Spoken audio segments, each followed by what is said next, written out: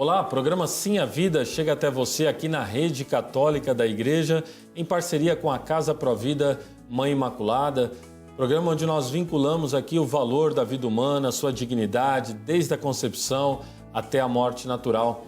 E o programa de hoje vai entrar nesse tema, na questão do fim da vida, porque está muito relacionado também ao seu início. Para trabalhar esse tema conosco, nós temos aqui a presença do padre Hélio Luciano, que também é professor de bioética, membro da área de bioética da CNBB. Padre Hélio Luciano está no seu doutorando em bioética. Padre Hélio, mais uma vez, você já esteve aqui nesse programa antes, seja muito bem-vindo. Obrigado pela acolhida.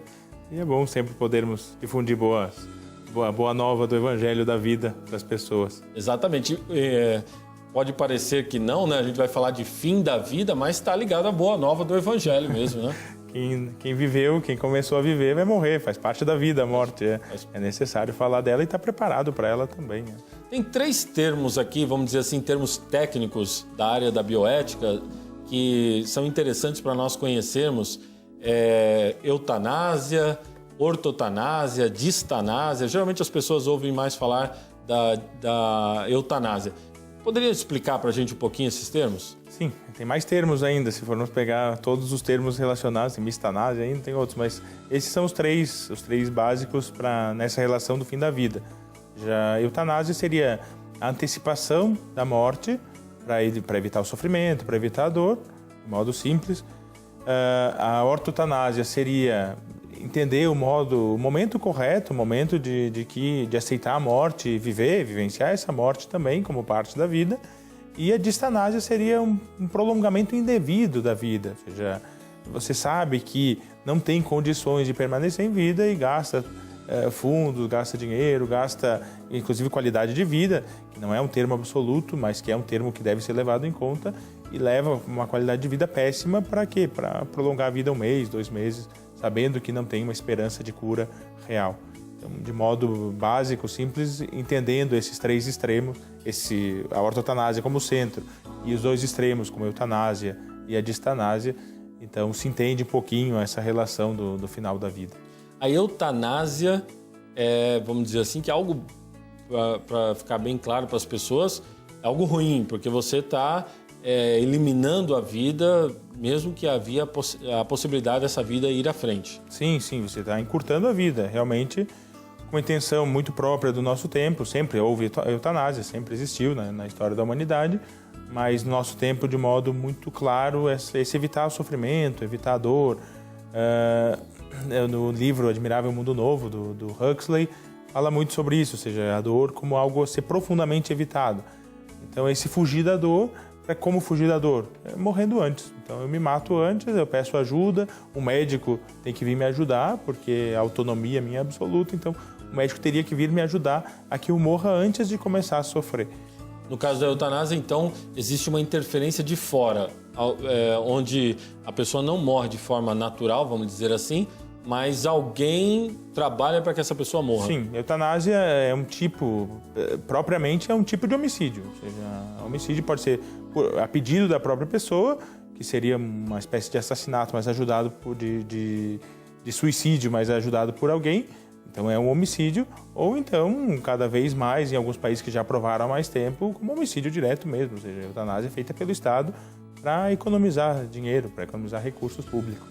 Você usou o termo, padre, a questão do nosso tempo, a questão de fugir da dor, podemos até alargar o termo aqui, fugir do sofrimento, né? Por que isso? Mas alguém até poderia nos questionar, mas não está certo de fugirmos da dor, fugirmos do sofrimento? Nós não fomos feitos para sofrer, para sentir dor? Sim, mas com um determinado limite, né? Ou seja, a dor faz parte da vida do ser humano, seja a pessoa que crê em Deus ou não tenha fé nenhuma. Ou seja, a dor faz parte da vida humana, não tem como fugir dela. Então, é claro que devemos fugir da dor e podemos fugir do sofrimento, ninguém gosta de sofrer. Nós cristãos entendemos o sofrimento com um sentido maior, mas não gostamos de sofrer. Sofremos porque sabemos que tem um sentido mais elevado. Não sofremos porque gostamos, não somos estoicos, que gostamos de sofrer e nos submetemos a sofrimento. Então, aceitamos o sofrimento, mas no sentido de dar sentido realmente a esse sofrimento. Agora, o sofrimento faz parte da vida de todo ser humano. Impossível que não faça parte. Você fugir até onde seja possível fugir, ou seja, está com uma dor de cabeça, tomar um analgésico, ótimo, não tem problema nenhum. Agora, existe um limite, ou seja, você eliminar a vida para fugir de uma dor, de um sofrimento, isso então você passou o limite ético, passou o limite humano, não estamos falando aqui de questão de fé, estamos falando de questão de humanidade. Passou o limite humano daquilo que é próprio da humanidade, que é a vida é mais importante, inclusive, do que a dor que possamos sofrer. Porque é uma mentalidade, padre, que se nós não tomarmos cuidado com ela, ela vai influenciando em diversos outros campos, né? Então, para não termos sofrimento, não termos uma responsabilidade, você pode ir eliminando situações, inclusive eliminando vidas, para que tenhamos uma situação cômoda. Sim, não é exatamente isso, mas tem um filósofo que fala da sociedade líquida, que é esse não entrarmos em nada, tudo é provisório, tudo é fuga, tudo é o prazer imediato. Então, nós estamos nesse hedonismo moderno profundamente enraizados nesse hedonismo moderno, que o importante é o estímulo, o prazer imediato, o prazer e vários estímulos prazerosos para que a gente não sinta a dor. Então, quando vem a dor, que é real, então o modo de tentar fugir no fim da vida é dizendo, então, eu fujo antes, o caso de Brittany, aquela menina que se suicidou antes de começar a ter as consequências do câncer que ela tinha, porque não, eu não vou sofrer, então eu vou aproveitar muito a vida e depois eu me mato antes das consequências do câncer. É muito típico dos nossos tempos, ou seja, repito, não é que nós gostemos da dor, mas é que aquela etapa da vida dela também era necessária para a sua maturidade, para a maturidade da sua família, para o crescimento de todos, de toda a sociedade. Acho que esse ponto que você está tocando é importante, porque falando para nós cristãos, né, embora a nossa audiência é diversificada, mas a ampla maioria cristãos, católicos, se nós pularmos a etapa, vamos dizer assim, eliminarmos a vida para não sofrer, para não passar por dor, nós podemos estar pulando uma etapa que seria para um crescimento pessoal nosso também.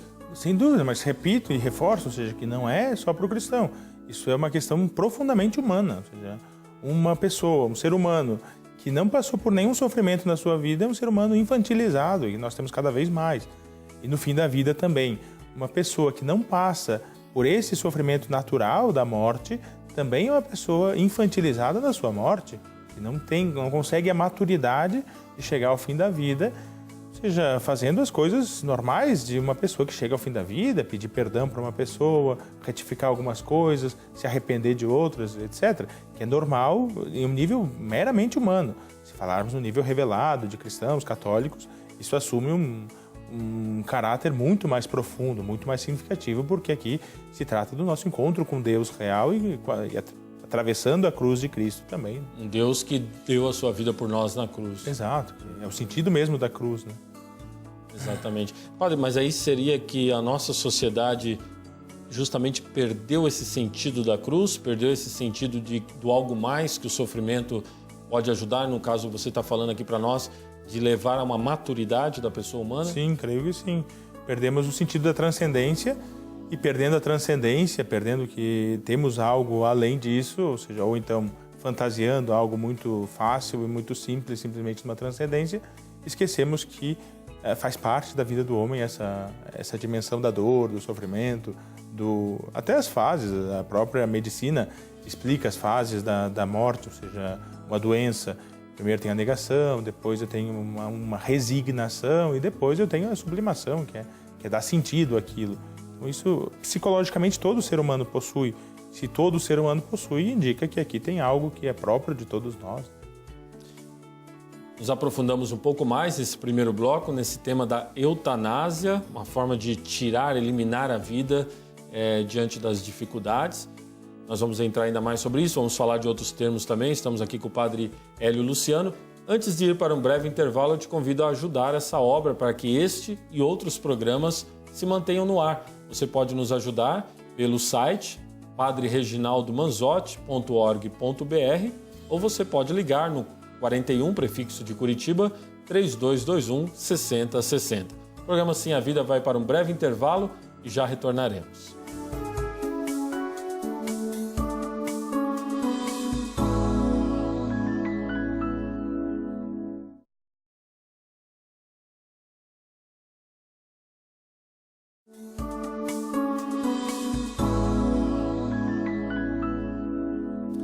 Programa Sim a Vida retornando aqui na Rede Católica da Igreja. Estamos entrando no tema do fim da vida. Como que a nossa vida humana, claro, sabemos, ela tende para um fim, mas como pode ser esse fim? Como nós podemos enfrentar isso moralmente falando? Está aqui nos ajudando nessa reflexão Padre Hélio Luciano, ele que é de Florianópolis, Santa Catarina, professor universitário e também membro da Comissão de Bioética da CNBB. Padre Hélio, no bloco anterior nós focamos aí na questão da eutanásia, que é essa vida que é eliminada. A Igreja ela tem esse posicionamento claro em relação à vida, né? Isso é radical da parte da Igreja, assim, é absoluto isso? Poderia haver uma questão aqui de um vitalismo, podemos dizer, em relação à Igreja?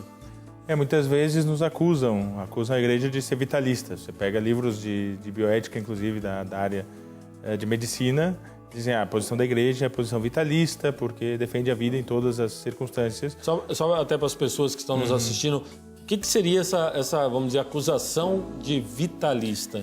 Seria que nós defenderíamos a vida estaria por em cima de qualquer outro valor, ou seja, o que não é real. Ou seja, nós defendemos a vida profundamente, mas, só para dar um exemplo simples, nós defendemos o martírio também. Então é mais importante que nós amemos a Deus do que a nossa vida biológica. Então, já não entraria um vitalismo. E aqui entra a questão da distanásia, que muitos acreditam que a Igreja defende que se execute uma distanásia num paciente, o que é totalmente contrário à moral católica, à moral cristã e à ética humana. Já você prolongar indevidamente a vida de uma pessoa, usando recursos e prejudicando a qualidade de vida de modo grave de uma pessoa. Aqui, por exemplo, um exemplo simples, ou seja, um paciente com câncer que já tomou a base do crânio e que você sabe que não tem reversão. E ele começou na mandíbula e invadiu a base do crânio. Você retirar a mandíbula do paciente, por exemplo, dizendo, olha, ele vai viver mais 3 meses se retirar o foco inicial do câncer, vai viver 3 meses mais sem a mandíbula, que é um osso que forma a boca, que forma, etc., que tem uma implicação profunda na vida de uma pessoa. Então, por que você vai retirar a mandíbula de um paciente para que ele viva mais 3 meses? Não tem sentido isso. Então, isso é uma distanásia, é um prolongar a vida indevidamente. A Igreja não defende isso de modo absoluto. A Igreja diz, olha, justamente o contrário. A distanásia seria uma falta de fé. Seria uma falta de fé em Deus. Ou seja, eu vou prolongar minha vida aqui ao máximo, porque é a única vida que eu tenho. Então, esquecendo da transcendência novamente. Então, eu creio aqui, não tem dados claros sobre isso, mas eu creio que é mais fácil que no campo da medicina a gente promova mais distanásia do que eutanásia. Porque a vocação do médico é salvar a vida. E é normal que ele tente muitas coisas para salvar a vida. Agora, é necessário que paciente, médico e família cheguem um dia e digam, olha, os meios que nós temos eficazes para o tratamento dessa doença acabaram, não temos mais. Então agora vamos investir no que praticamente não se investe no Brasil, que é a medicina paliativa. Não é porque é um paciente terminal que tem que sofrer, sentir dor. Vamos aliviar o teu sofrimento o máximo possível, até o ponto de ter que sedar, se for necessário, para que não sintas dor, mas desistindo da cura. A cura não tem mais possibilidade aqui. Eu repito, acho que temos mais casos de distanásia do que de eutanásia. Eu acho importante, padre, isso que você está trazendo para nós, porque pode ficar um peso moral sobre as famílias. Aquele paciente, aquele pai, aquele avô, enfim, aquela pessoa da família, como você deu um exemplo aí, um câncer cerebral já em último estágio, e a família pode se achar responsável de fazer tudo, ou seja, de gastar o que tem e o que não tem para um tratamento que se sabe que não vai gerar... Que não tem eficácia. Não tem eficácia, né? Uhum. Mas talvez as famílias... se nós não fizermos isso, nós podemos estar sendo omissos, não estão cuidando dele. Eu acho que esse é um ponto... Sim, tanto nesse campo como no campo da sedação, tem muita confusão aí no ambiente católico, de pessoas acharem que tem que fazer realmente tudo. Não. Agora, um ponto importante que eu acho necessário é que quem deve decidir se tem consciência, tem uso de razão e consciência, ainda que seja idoso, ainda que tenha os problemas de saúde, é o paciente com o seu médico. O médico não é médico da família, é médico do paciente. que tem acontecido nos hospitais brasileiros hoje? O médico chama a família e diz, olha, o fulano de tal está morrendo, mas melhor não contem para ele porque ele tem um coração muito fraco. Isso, a morte faz parte da vida. A pessoa tem que se preparar para a morte, é necessário que se prepare. Fazer uma boa confissão, se é católico, ter uma assistência religiosa, se for da fé, a fé que tenha, poder pedir perdão, poder ajeitar o fim da sua vida. E muitas vezes essa pessoa é sedada sem saber que está morrendo e depois da sedação não volta mais. Então, esse fugir da dor também em relação... É uma ofensa ética médica você não avisar o paciente. Às vezes vem famílias dizendo, padre, vai lá fazer unção, vai lá conversar com fulano, ele está morrendo, mas não diz para ele que ele está morrendo. Por que não? Já agora que é o momento que ele tem para se preparar. Não é que ele tem um coração muito fraco, ele pode morrer. Ele já está morrendo. Pode antecipar 1 dia, 2 dias a morte, mas ele já está morrendo. Que ele se prepare bem para bem morrer também, assim como bem viveu, esperamos que sim. Mas ainda que não tenha bem vivido, pois que tenha bem morrido e se possa se preparar também. E essa questão da distanásia, ou seja, esse prolongamento, podemos dizer, artificial da vida, também não poderia estar ligado, padre, a uma certa indústria da medicina, no sentido de ganhar alguns recursos aí pelo um paciente que fica mais tempo numa UTI, que consome mais medicamentos e tudo mais, isso não ser bem informado para uma família? Normalmente essas questões de fundo, em nível macro pelo menos, tem questão econômica de fundo, né? Tanto na eutanásia como na distanásia. A distanásia é mais no âmbito particular, que a pessoa paga, faz viagens. Tem hoje agências de turismo que se especializaram em atendimento médico internacional para ganhar dinheiro em cima disso. Porque vai recorrer à medicina de ponta, mas num caso que não tem solução. E a eutanásia no sentido de liberar leito hospitalar, né? Ou seja, um paciente terminal pode custar por dia 15 mil reais numa UTI. Então, por que esse paciente que já está morrendo está ocupando um leito? Então, vamos liberar esse leito. Sabendo que seja muito mais barato você mandar esse paciente terminal para casa com cuidado paliativo, com medicina paliativa, só que isso requer organização, da gestão pública para que possa ser feito. Mas é muito mais econômico cuidar em casa de um paciente terminal e muito mais proveitoso para a qualidade de vida desse paciente, poder morrer com seus familiares, com o amor dos seus familiares, em casa, se sentindo no ambiente, do que num ambiente frio de hospital que só pode receber visita 1, 2 horas por dia, né? Nós vamos para mais um breve intervalo aqui no programa Sim a Vida e já retornamos com esse tema com o professor, padre e professor Hélio Luciano.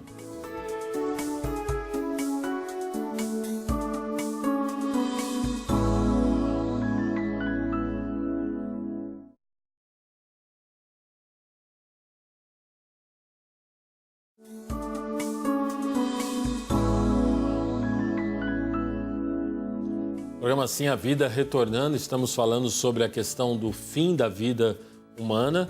O padre Hélio Luciano está nos ajudando aqui na compreensão aqui de como lidar com isso.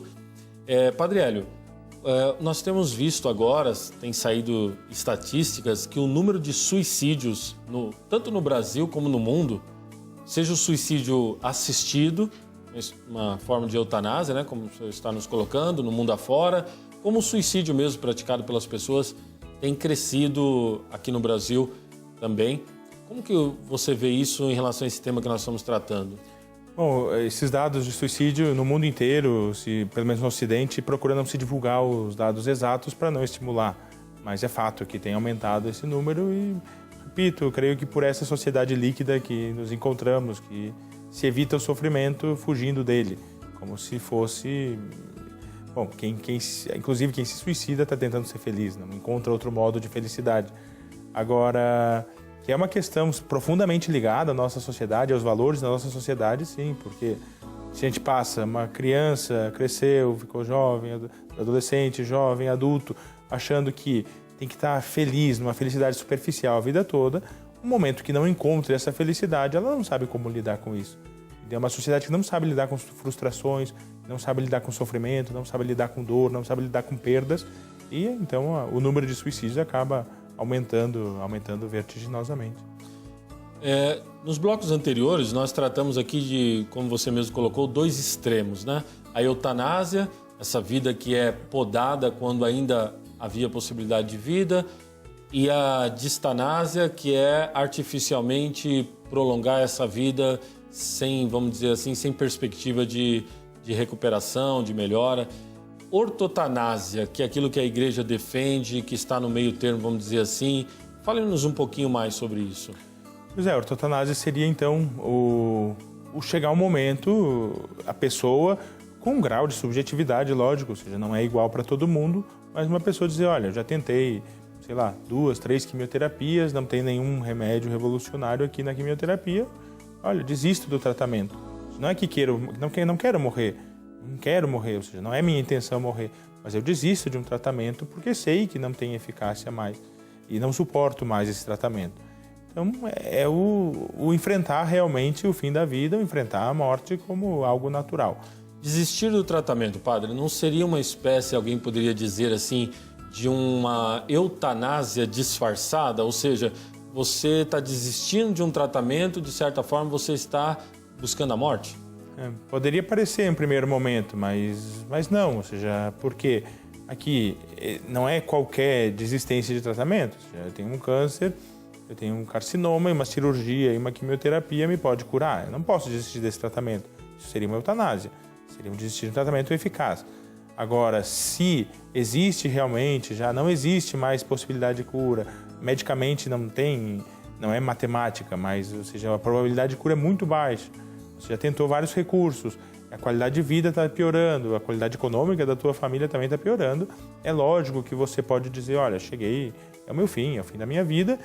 Inclusive em questões bastante complexas e bastante polêmicas, inclusive, ou seja, pacientes que não suportam mais um respirador, por exemplo, pois poderiam retirar um respirador.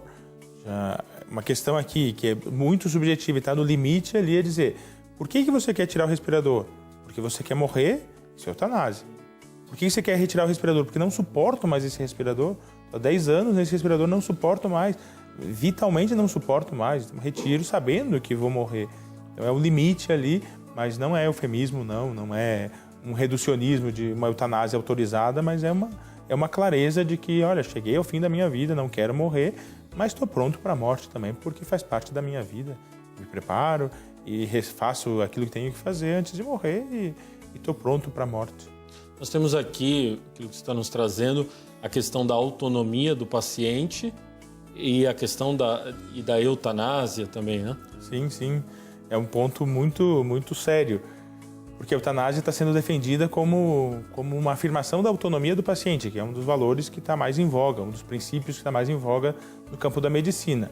Agora, nós temos aqui também a autonomia do médico, de dizer, eu me formei, tem uma campanha do Chile que fala um pouquinho sobre isso, não é especificamente sobre isso, mas entra um pouquinho, dizendo que queriam aprovar o aborto no Chile, e os médicos fizeram uma campanha dizendo, olha, se querem matar uma criança, não contem comigo.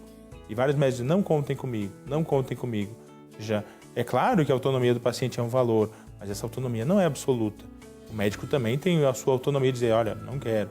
E depois, sempre começa, no Brasil ainda não começou com força a questão da eutanásia, mas vai começar. Começa com casos muito sentimentais, uma pessoa com muita dor, sofrendo muito. Tem um filme agora que saiu falando sobre isso, ou seja, um sofrimento que você enxerga que é um sofrimento grande e dizendo, não, olha, a eutanásia é para esses casos, para uma pessoa que está sofrendo muito, que ela peça, ela que quer, até acabar, como hoje nós temos na Holanda, a eutanásia infantil. Ou seja, desde quando uma criança com síndrome de Down pediu eutanásia? E uma criança com síndrome de Down, por causa da qualidade de vida, dizendo, olha, ela vai ter uma vida que não é digna de ser vivida, então nós podemos promover a eutanásia nela. Então começa com um argumento muito sentimental, a autonomia do paciente, mas o que termina é em recursos médicos, ou seja, não queremos gastar com uma pessoa que utilitariamente não vai servir para o nosso mundo. Então essa é a mentalidade de fundo. Começa, a gente falava no outro programa sobre a pendente resbaladiça, ou seja, aquele de empurrando para baixo. Então começa com o argumento sentimental, mas o que se quer realmente é poder eliminar pessoas que não produzem. Então, pessoas que não produzem não servem para a nossa sociedade. Aquilo que João Paulo II fala na sua encíclica do Evangelho da Vida, a questão de uma cultura de morte mesmo. Exato. Vai favorecendo isso. Profundamente enraizado numa cultura de morte, ou seja, você não é útil, você não merece viver. Se a tua vida tem algum problema, você não merece viver na nossa sociedade.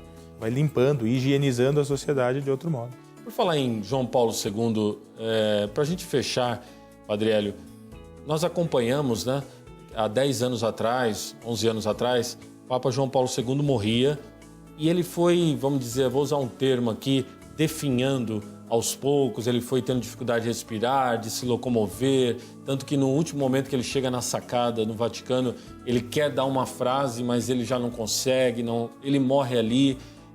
Podemos dizer que a morte de João Paulo II, a forma como que nós até acompanhamos isso pela televisão, é um exemplo da forma como a igreja vê a questão da ortotanásia? Sem nenhuma dúvida. Chegou um momento, ainda que ele tenha tentado todos os modos possíveis de cura, chegou um momento em que a vida dele estava por um fio.